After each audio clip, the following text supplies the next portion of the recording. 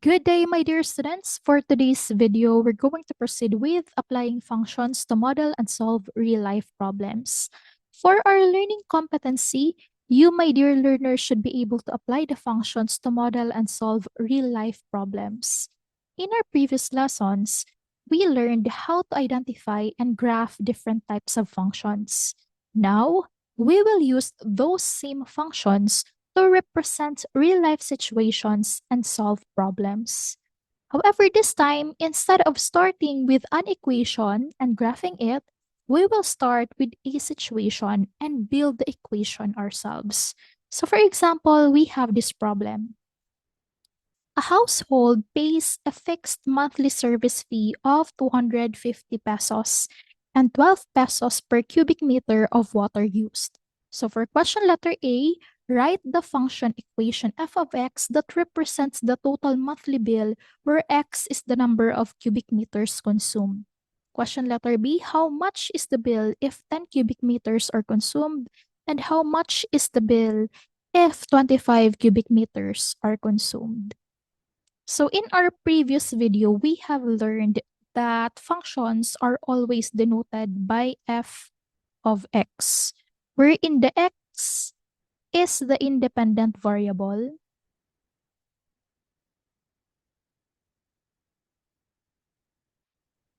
and by independent variable, meaning to say this is the cost, and the f of x is the dependent variable,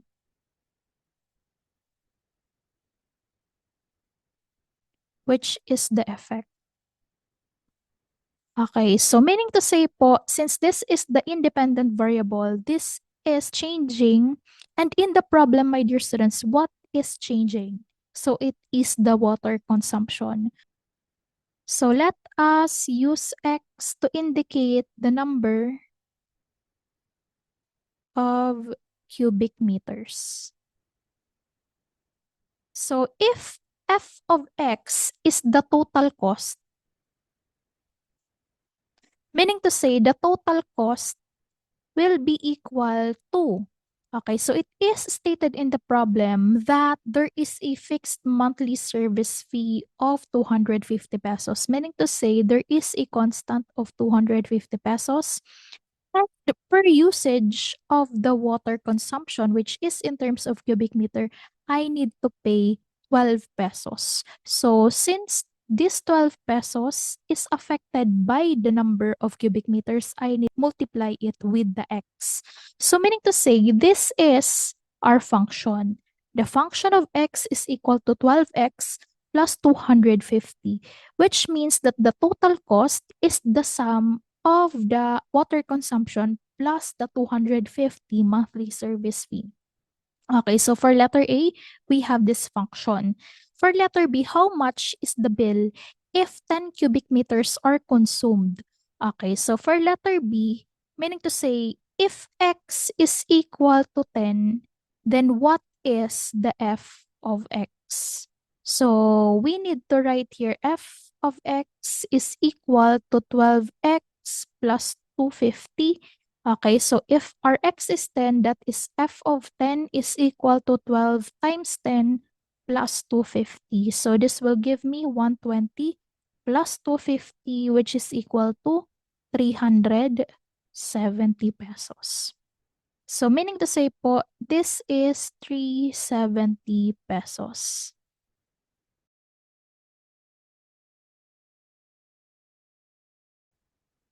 So therefore, we can write that if 10 cubic meters are consumed, the total bill is 370 pesos. Now, how much is the bill if 25 cubic meters are consumed? Okay, so using still this function, let x be equal to 25. So that is f of 25 is equal to 12 times 25 plus 250. Now, 12 times 25, this is 300 plus 250. This is equal to 550 pesos. So, therefore, if 25 cubic meters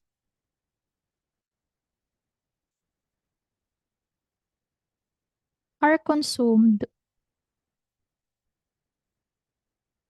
the total cost or bill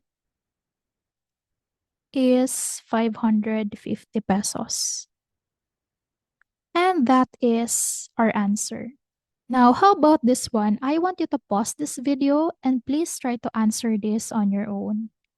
Example number 2, Maria sells snacks for 80 pesos each with a fixed total cost of 3,200 pesos. So for question letter A, write the profit function P of X that represents Maria's total earnings where X is the number of snacks sold. So letter B, calculate the profit if she sells 40 snacks.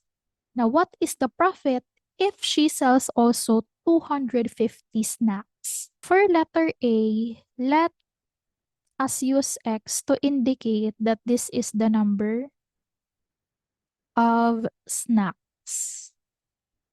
And let us use the P of X as the profit. But we know, di ba, that the profit is equal to the revenue minus the cost.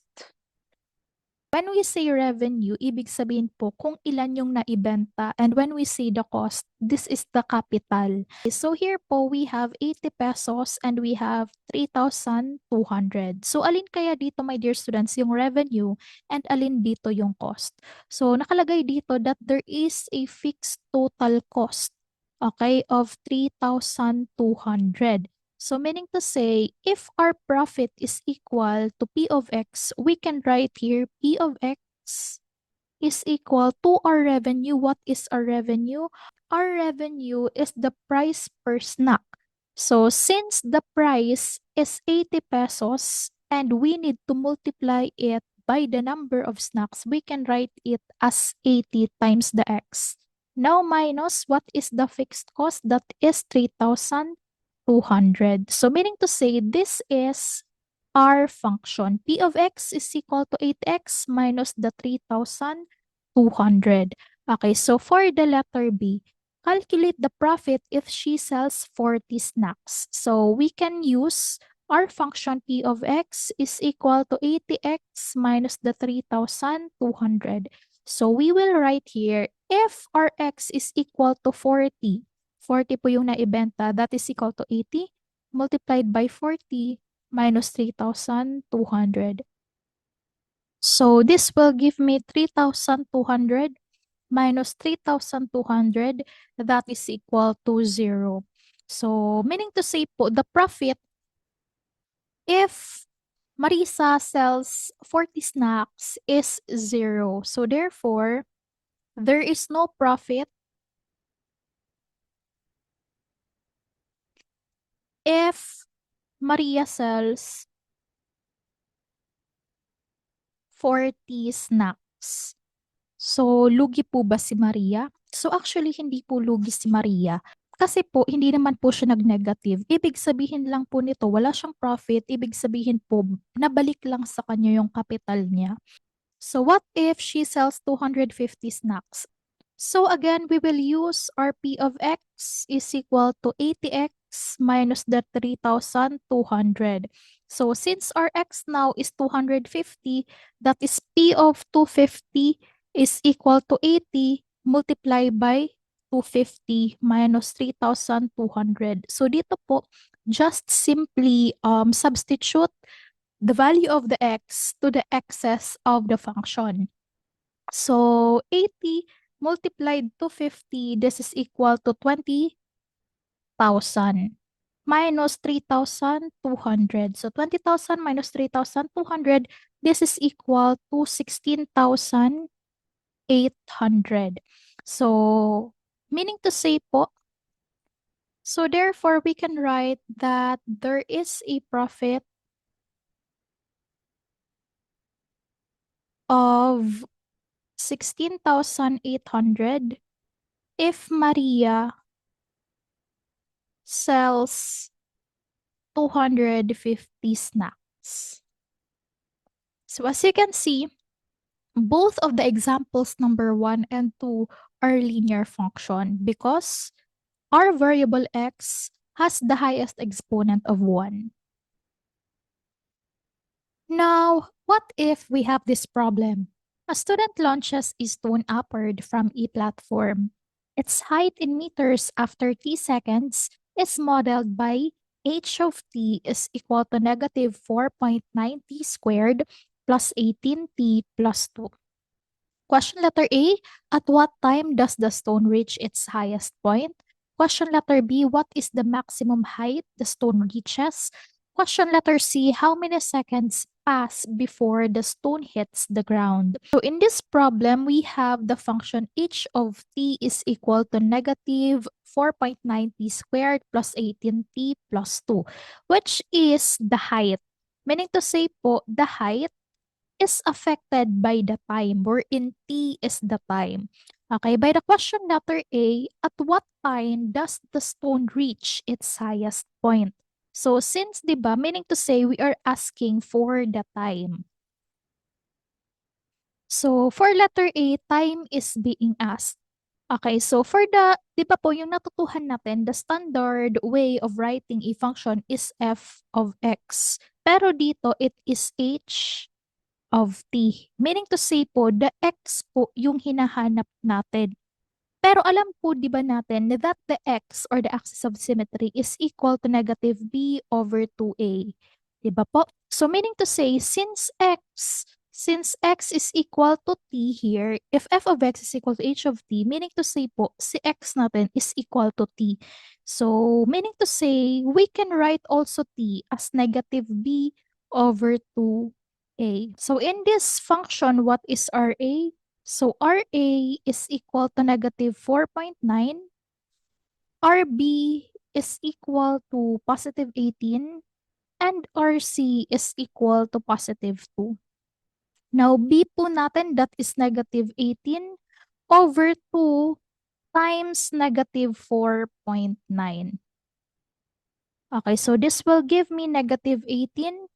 2 times negative 4.9, that is equal to negative 9.8. So meaning to say the value of RT is approximately equal to 1.84 seconds. Okay, for question letter B, what is the maximum height the stone reaches? So meaning to say po, we're after with the h of t. Okay, so using the value on the letter A, kasi di ba si letter A, this is the time wherein the stone reaches its highest point. So meaning to say po, since ito na yung highest point niya, ito yung time na na-reach ni stone si highest point, we will simply substitute t as 1.84. So this is equal to, or h of t is equal to negative 4.9 t squared plus 18t plus positive. RT is equal to 1.84. So we substitute 1.84 to all of our t's. So we have negative 4.9 multiplied by 1.84 squared plus 18 multiplied by 1.84 plus the 2. Okay, so now let us first square 1.84. 1.84 squared, this is equal to 3.3856 approximately. Okay, multiply natin by negative 4.9 plus 18 times 1.84, that is equal to 33.12 plus 2. Okay, let us multiply negative 4.9 multiplied by 3.3856, that is approximately equal to negative 16.59. Okay, plus 33.12 plus the 2, which is approximately equal to 18.53 meters. Okay, so this is our h of 184. So meaning to say po, the maximum height the stone reaches is 18.58. So as you can see, di ba po, our highest exponent is squared. This is a quadratic function. And as you can see, this sounds like a physics problem. So that is right because po, 'di ba, since this is negative, ibig sabihin po parabolic siya. 'Di ba po, remember your lesson if you have taken physics subjects na po on your previous years. Meron na po tayong tinatawag na kinematics nun and we also have this projectile motion. Okay, sa projectile motion po, para siyang ganito, di ba po? Parang ganyan siya and meron tayong maximum height. Now, my dear students, di ba, we can treat this one as our axis of symmetry and ito po yung parabola natin. And since it is negative, meaning to say po the opening is downward, we can actually solve physics problem using quadratic functions. Okay, so for question letter C, how many seconds pass before the stone hits the ground? Okay, so this time po, since we're after with the seconds, T po uli yung gagamitin natin. So to illustrate it, for example, this is the platform. For our letter A, tinatanong po dito yung time the stone reaches its highest point. Ito po. This is our letter A. Now for the letter B, ang tinatanong po dito is ito. Ano daw po yung measurement niya? This is our letter B. Okay, for letter C, ang tinatanong naman po dito is what is the time kapag na-reach na ni stone itong point na ito. Okay, sa part po ng isang graph ng parabola, kung si A is our vertex, ano naman po si B? So actually, this is the x-intercept.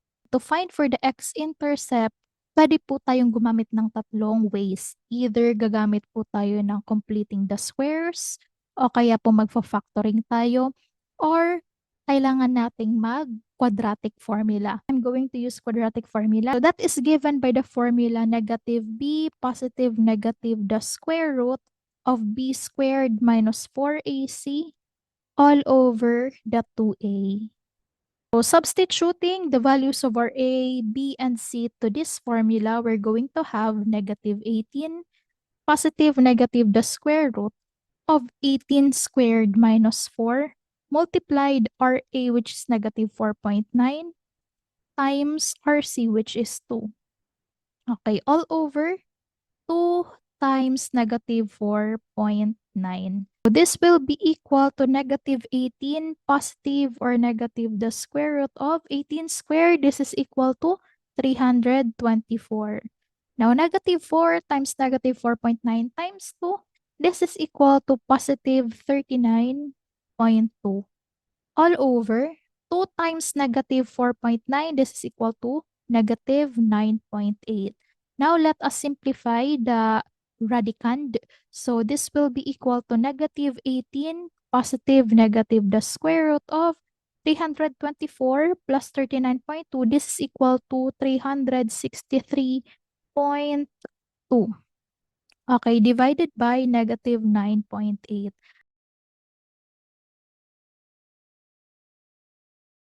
T can be either equal to negative 18 plus 19.06 over negative 9.8, or that is T is equal to negative 18 minus 19.06 over negative 9.8. Now to solve for the first value of T, this will be equal to T is equal to negative 18 plus 19.06 over negative 9.8. Using our calculator, we can see that T is approximately equal to negative 0.11. This is our first T. Okay, so for the second T, let us simplify negative 18 minus 19.06 all over negative 9.8. Simplifying it, it will give us the value of T, which is approximately equal to 3.78. So as you can see, my dear students, this is our answer, 3.78 seconds. Okay, so bakit po? Because wala naman po 'di ba tayong negative t or wala po tayong time na negative. Pero meron po tayong positive na time. So that is 3.78 seconds. So therefore, for our letter C, we have it takes 3.78 seconds before the stone hits the ground. Okay, for our example number 4, Kuya Ben currently sells 150 sticks of barbecue daily at 25 pesos each. He is considering raising his price. Data shows that for every 1 peso increase, he will lose 5 customers. So question letter A, how much does Kuya Ben earn daily if he keeps the price at 25 pesos? Letter B, let X represent the number of 1 peso increase. Write a function R of X for the total revenue. And for letter C, find the exact price increase that gives Kuya Ben the maximum possible profit.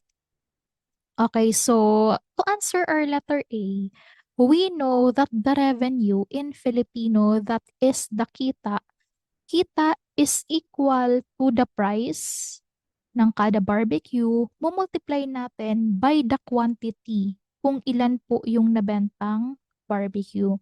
So, if ngayon daw po, he sells 150 sticks, so that is the quantity, we have 150.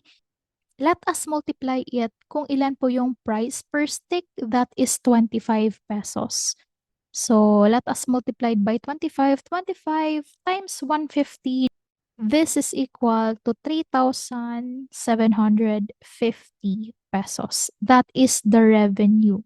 Okay, for our question letter B, let X represent the number of 1 peso increases. So, since we have here let X represent the number of 1 peso increases, okay, write the function R of X for the total revenue.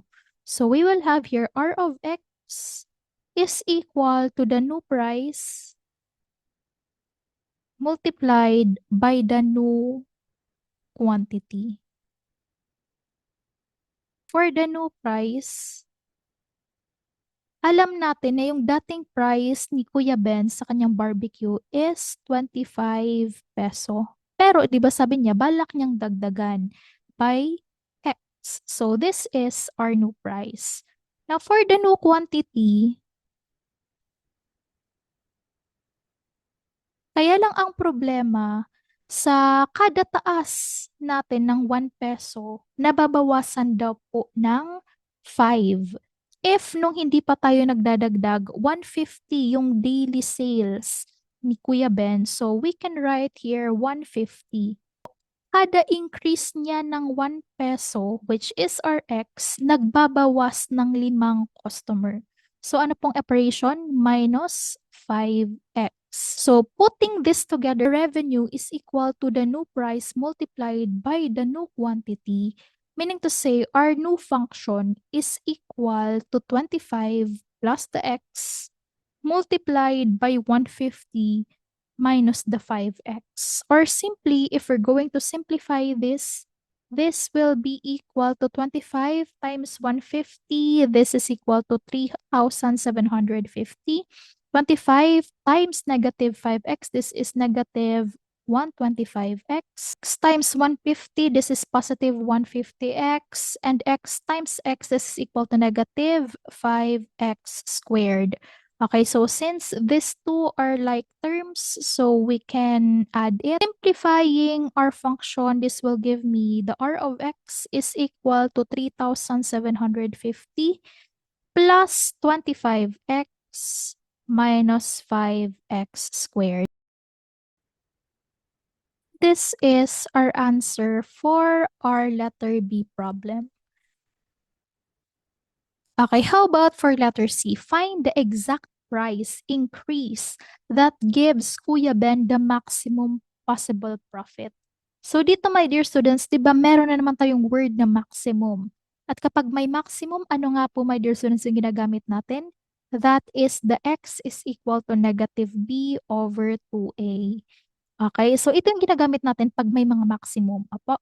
So now, given that we have the function r of x is equal to 3,750 plus 25x minus 5x squared. Okay, what is the value of our A? So that is negative 5. How about for our B? So that is 25. How about for our C? That is 3,750. Now to get the value of the x, which is our maximum, that is negative b over 2a, which is equal to negative 25 over 2 times negative 5. So this will give us negative 25 over negative 10. This will give us 2.5 pesos. So meaning to say po, to maximize his earning, Kuya Ben should implement 2.5 pesos price increase.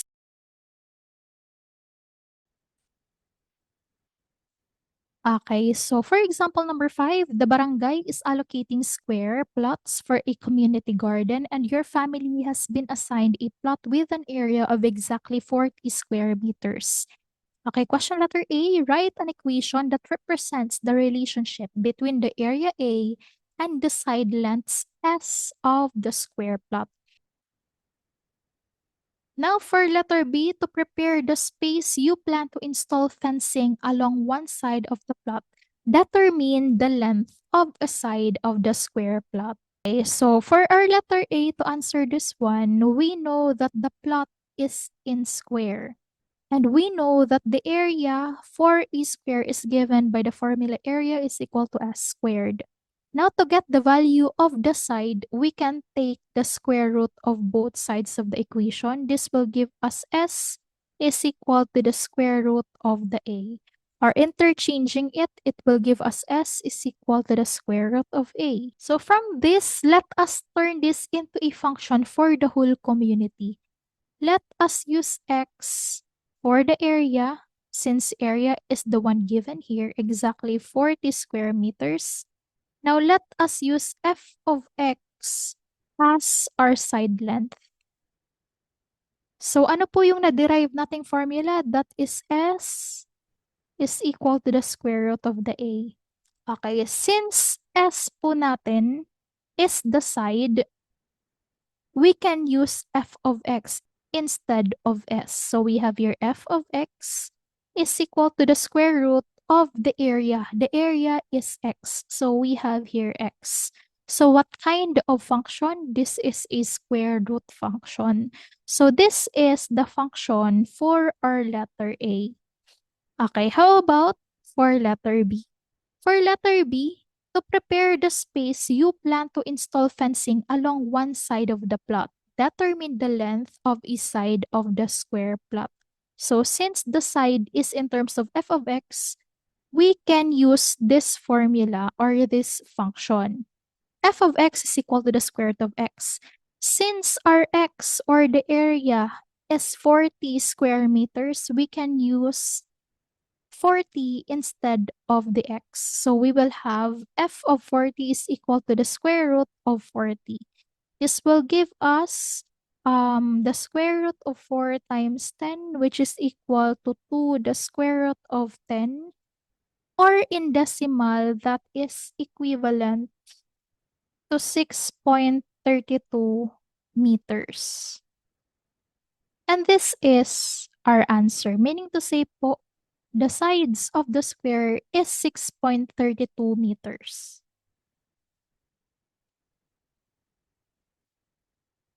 Okay, how about this one?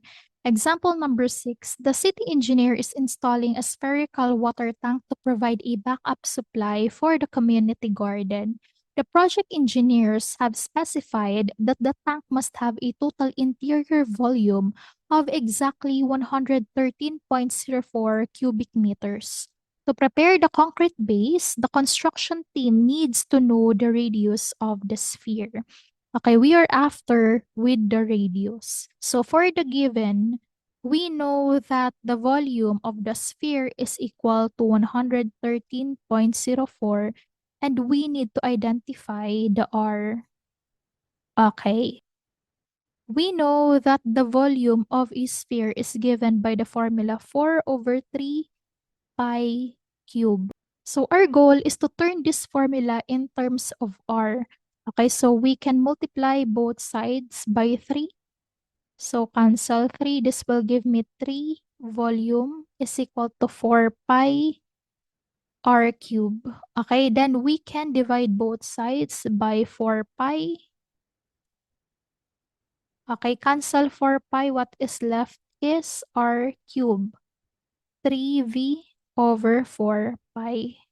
Okay, so now to isolate r, we need to take the cube root of both sides of the equation. So this will give me r is equal to the cube root of 3v over 4 pi. Or we can write it as r is equal to the cube root of 3v over 4 pi. Okay, so let us use x for the volume and the f of x for the radius. So given that we have this one, the derived formula, so we can write this one as the radius, which is the f of x. F of x is equal to the cube root of 3, what is the volume? That is x, over 4 pi. So we will have the function of 113.04 is equal to the cube root of 3 times 103.04 over 4 pi, which is equal to the cube root of 3 times 113.04. This is equal to 339.12 over the 4 pi, that is actually equivalent or approximately equal to 12.56. Now, 339.12 all over 12.56, that is equal to 27. Now, taking the cube root of 27, which will give us 3 meters. So, meaning to say po, if our volume is 113.04, our radius is equal to 3 meters. And that is our answer. So that's it for today, my dear students. If you still have questions, please don't hesitate to comment down below. If you find this video helpful, please like and subscribe to my YouTube channel. So I'll see you in my next video. Goodbye po!